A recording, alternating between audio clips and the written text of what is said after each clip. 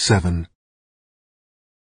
I staggered from the apartment in a daze, wandering down unfamiliar streets with my face caked with drying blood. The left side of my face had 3 long scratch marks where Fatima had dug her nails in. I continued on aimlessly until the darkness of the approaching night surrounded me. When I arrived home, I was surprised when Big Mama opened the door for me. I entered the flat and turned my head so she wouldn't notice my scratches. When she spoke, her voice was low and urgent. "Whoreson, you go wash that blood off your face, then change clothes. Hurry, boy. Jessie's real sick, and she's been calling for you." After washing and changing shirts, I rushed into Jessie's room. 2 of the girls who worked out of Big Mama's house were in the bedroom. One of them helped Jessie while she sat up. The other one hand-fed Jessie some soup from a bowl she held. Big Mama towered over the women, watching their movements closely to make sure there were no mistakes. I walked over to the bed quietly and looked down. Jessie caught my hand and smiled weakly. There seemed to be no strength in her grip, and as I looked down on her, I realized that she was very ill. She stared up at me with tense and penetrating eyes. Suddenly, she turned her head to cough. My heart shook with fear when her parched lips became covered with blood. The woman holding her gently leaned her back against her pillows. At times she coughed so hard that her body trembled and shook. She tossed her head from side to side as though the pain was unbearable.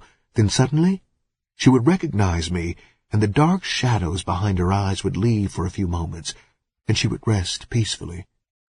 With the arrival of the doctor, her breathing became less difficult, and she seemed to sleep. I went into the living room and waited until he came out. After he left, Big Mama said something about Jessie having consumption. At that time, this didn't mean anything to me. The following week became a nightmare. Jessie didn't get any better. She just lingered on. As the days drifted past, I couldn't help but get the impression that the 2 women for Big Mama's were getting tired of playing nurse. If one of them told me she would be there at 10 o'clock in the morning, I'd be lucky to see her before 4 in the afternoon. Big Mama came every day, but somebody always showed up later in the day to fetch Big Mama to settle some trouble at her house. Jessie had a little over $500 saved, and we'd been using some of it to pay the doctor and buy medicine. One afternoon, the rent man showed up. I left him sitting in the front room while I went to get the rent. Jessie was sleeping when I entered her room, so I tiptoed over to the closet. I put my hand down in the lining of the old coat where the money was kept, and came up with my fingernails full of dust. My mind was rocked by the thought of someone having beat us for our stash. Snatching the coat from a hanger, I turned the lining inside out. The money was gone. In my panic, I ripped the lining completely out of the coat. There was no money. I turned around in a daze, too hurt and dumbfounded to think. I wanted to cry, but tears would not come. Suddenly, I realized that Jessie was awake and watching me silently. My mind began to function more clearly. I pulled myself together so she wouldn't become aware of our trouble. I knew that Big Mama wouldn't have taken the money, so that left the 2 whores. My whole being was consumed with a cold, deadly hate. "Is all of it gone, Whoreson?" she asked in a frightened voice. My silence only confirmed her suspicion. Walking over to the bed, I took Jessie in my arms and tried to console her. I begged her not to worry, but there was murder in my heart. When she stopped crying, I fixed her pillows for her and went back into the living room. The rent man became agitated over the delay, and when he saw me, he started to frown.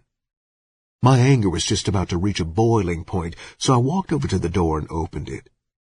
"You'll have to pick up your money next week," I said, holding out his hat for him. He must have read something in my face, because he took his hat and left without too much grumbling. I closed the door and leaned against it. I knew what I had to do. With no money in the house and a sick mother to take care of, my childhood came to an abrupt end. Suddenly the bedroom door opened, and Jessie stood there with her street clothes on. There was a stricken look about her, but her face was full of determination. Her body swayed as though she was being driven by a strong wind. I rushed to her side and caught her in my arms before she fell. "Whoreson, put me down, boy. I'll be all right. I just ain't been on my feet in a long time." There was desperation in her voice, but she was so weak that she knew it would have been impossible for her to even walk up on the corner, let alone catch a trick. Her tears soaked through my shirt as I carried her back to her room. Much later, after Jessie went to sleep, I went into my bedroom and dressed with the utmost care. After combing my hair the way the girls liked to see it, I closed the door silently behind me and left the house. The kids running up and down the street waved in my direction. Milton and 2 other guys from my gang met up with me and walked along until I came to the restaurant. We stood outside and looked through the window. Fatima was bending over the counter, taking a customer's order. Cautioning the guys not to follow me unless they saw me get into trouble, I entered the restaurant. Fatima didn't notice me until I reached the counter. After placing a hamburger on the cooking grill, she turned and saw me. Her hand flew to her mouth and her eyes grew large with fear, making my stare cold and harsh. I beckoned towards her with my head. My voice snapped at her like a whip. "Take that apron off. I got something else for you to do other than fry hamburgers." She stood there, too shocked to move until I stepped behind the counter. I don't know what I would have done if she continued standing there, but she saved me the trouble of finding out.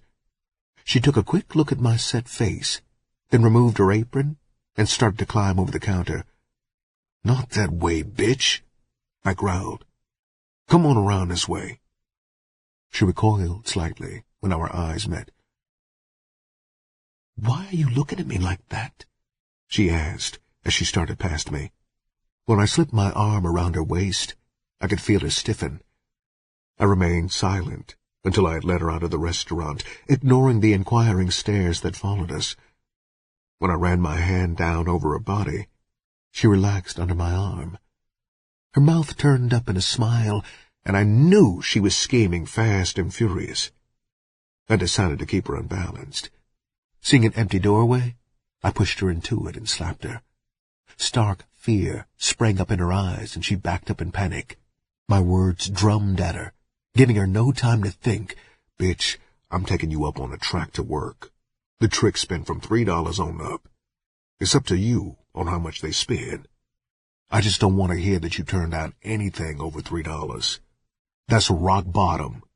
Do you understand?" She was slow in answering, so I slapped her again. Her head bobbed up and down in reply. "I want you to turn at least 3 tricks an hour. At $3 a lay, that's $9 an hour, $90 in 10 hours. I stepped back from her. "Now, bitch, do you think you can get my trap money together without causing me to kill you?" She mumbled something in agreement. Taking her by the arm, I led her to Hastings Street. I stuck so close to her on the track that she didn't have the time to try to run away. While she stood in a doorway hustling, I'd stand across the street and watch her. When she caught a trick, I'd follow them into the trick house and wait until she finished.